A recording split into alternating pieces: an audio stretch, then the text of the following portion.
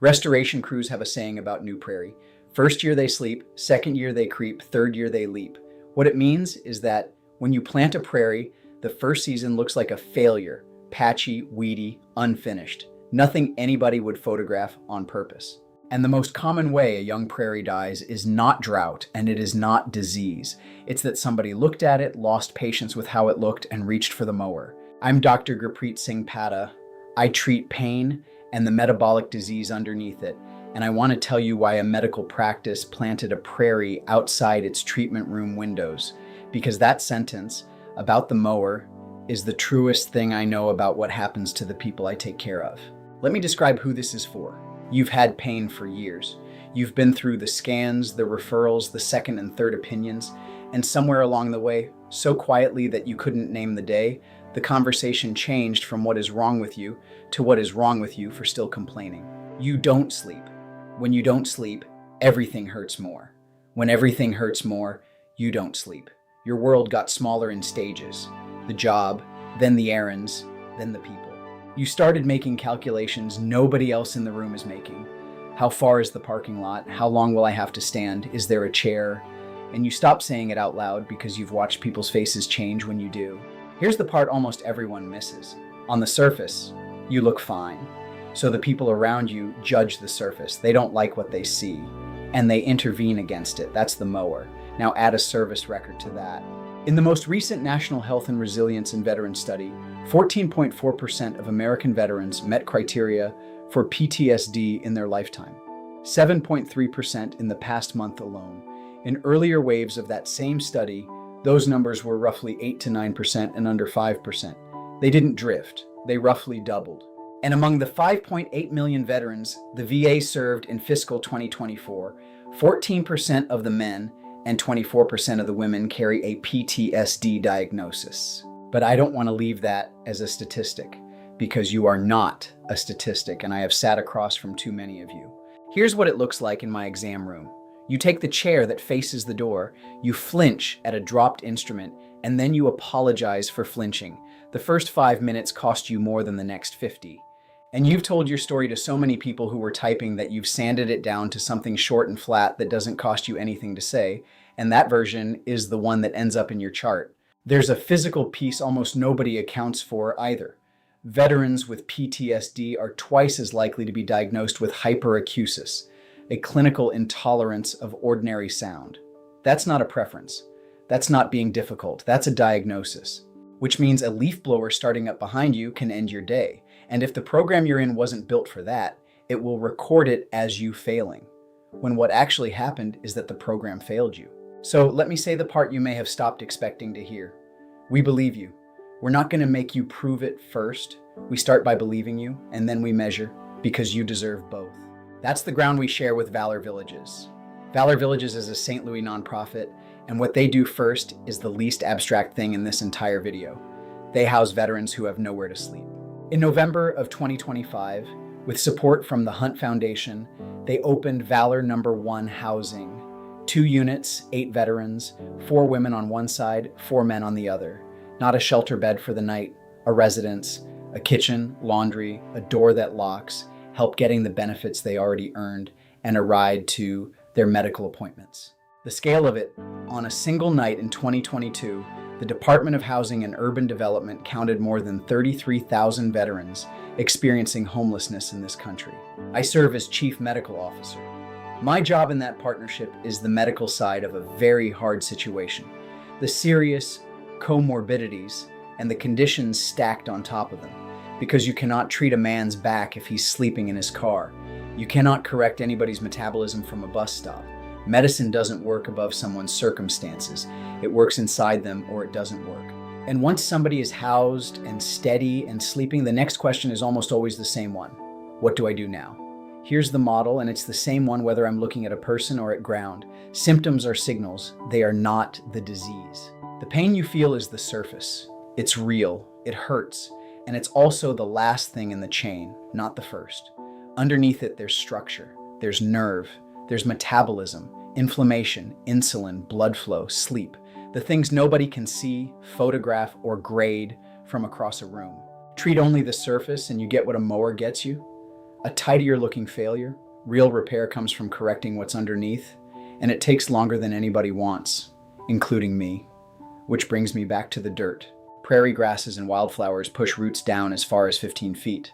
Roughly 2/3 of a prairie's living mass sits underground, and by some estimates, considerably more than that. So in that first season, essentially everything the plant has is going downward. That's why it looks like nothing is happening up top. Something enormous is happening. You just can't see it yet. Those roots feed an underground community, fungi, nematodes, earthworms, insects, that recycles nutrients and rebuilds the physical structure of the soil itself. And then the ground starts doing things it simply could not do before. In a U.S. Geological Survey study, a rain garden planted with prairie species and heavy clay took in 100% of the precipitation and snowmelt that hit it across 4 water years. The turfgrass garden built beside it in the same clay managed 96.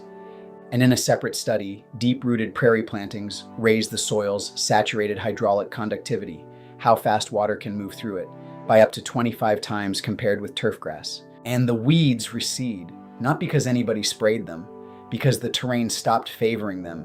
That's the interlinkage.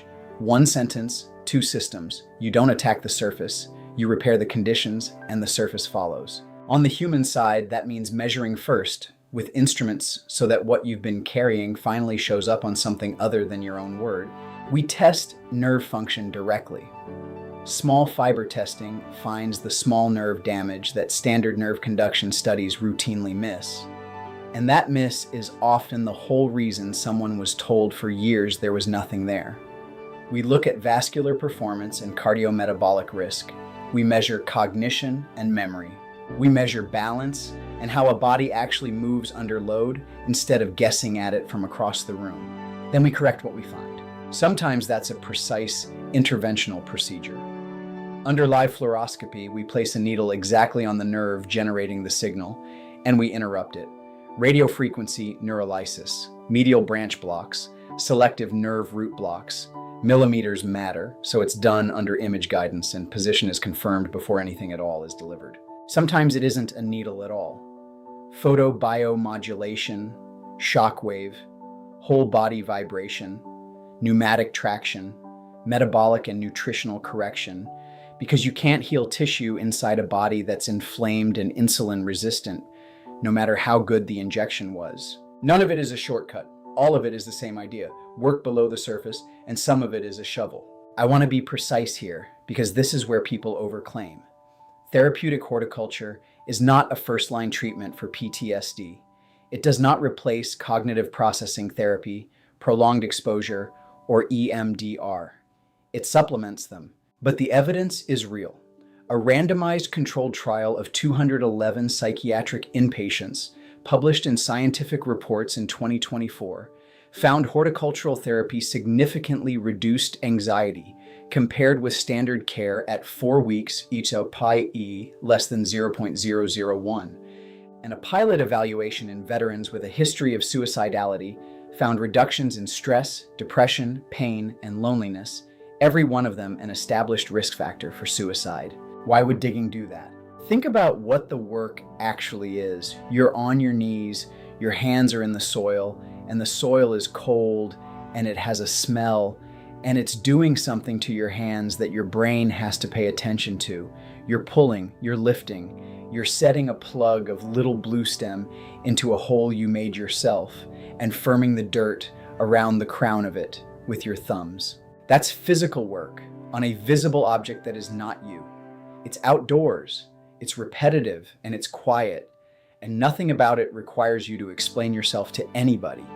Nobody asks you to rate your pain from 1 to 10. Nobody asks what happened over there. And the timeline is honest. The ground doesn't pretend to improve faster than it does. It won't flatter you, and it won't lie to you. And after everything you've been told, that turns out to be a relief.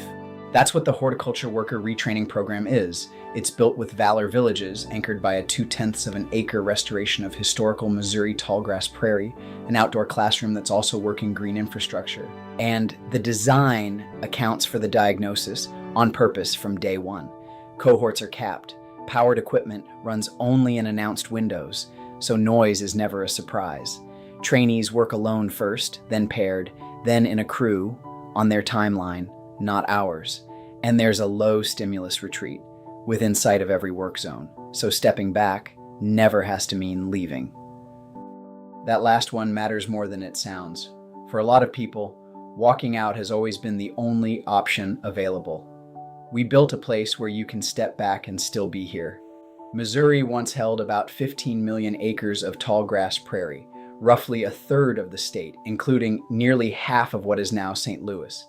Fewer than 45,000 original acres survive, less than 1%. So this planting is habitat too. It's designed for pollinators in a state that in 2016 became the first in the country with a dedicated monarch and pollinator plan, targeting 385,000 acres over 2 decades.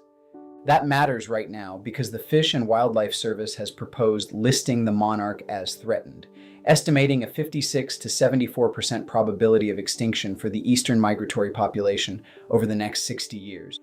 We're also planning an extensive green roof on the Woodson Road building. A system like that cuts stormwater runoff by roughly 60%. Veterans trained on this site will install and maintain both the prairie and the roof, and it leads somewhere real. The Bureau of Labor Statistics projects about 171,600 openings a year for grounds maintenance workers through 2034, a field that requires no formal credential to enter. Housed, steady, and then holding a skill somebody actually pays for. Year 1, that prairie is going to look like a failure. I want you to sit with that because it's the whole point. If you're the person I described at the beginning, hurting for years, told it's in your head, looking fine from the outside, then you already know what it is to be judged on your surface, while the real repair is happening somewhere nobody thought to look. I've watched it in the ground and I've watched it in people, and it goes the same way both times, quietly, downward, long before anything shows. So don't reach for the mower, not on the ground, and not on yourself. And if the people around you have already reached for it, come see us anyway. 2 years in, nobody is asking about the weeds. Before you go, some pain and some moments are not things to wait on. If you've been carrying something for years and you're tired of being told it's nothing, come in and let us measure it. Text us or call us. You don't need a referral. And if you're a veteran who needs more than medicine, tell us that too. That's exactly why Valor Villages and this practice work together. If something in this changed how you understand your own pain, that was the point. Bring us your imaging, your history, and your questions. Padda Institute Center for Interventional Pain Management. We are at 4477 Woodson Road, Suite 100 in St. Louis, Missouri, right next to St. Louis Lambert International Airport, and at 12174 Natural Bridge Road in Bridgeton. We serve the St. Louis region, Missouri, and Illinois.